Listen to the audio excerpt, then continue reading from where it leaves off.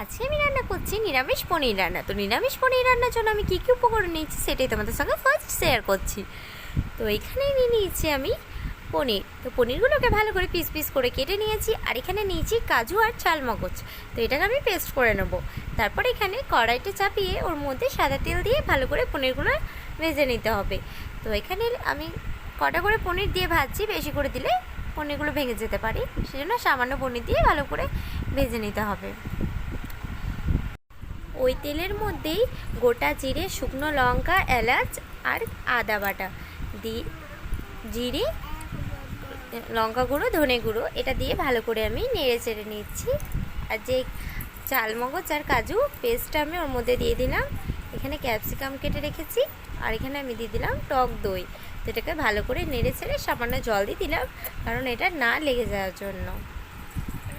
তো এবার কেটে রাখা ক্যাপসিকামগুলো ওর মধ্যে আমি অ্যাড করে দিলাম। স্বাদ মতো লবণ আর হাফ চামচ চিনি আমি এর মধ্যে দিয়ে দিয়েছি।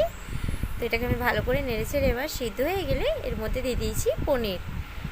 তো ভেজে রাখা পনিরগুলো এর মধ্যে আমি অ্যাড করে ফেলেছি। তো নামাবার সময় দিয়ে দিলাম 2 চামচ ঘি, গরম মশলা। তারপর এটাকে ভালো করে নেড়েচেড়ে নামিয়ে দিলাম। তো প্লিজ আমার রান্নাটা কেমন হয়েছে প্লিজ আমায় কমেন্ট করে জানান। আমার চ্যানেলে যারা নতুন আছেন তারা চ্যানেলটা সাবস্ক্রাইব করে দেন আর প্লিজ একটা লাইক করে দিন।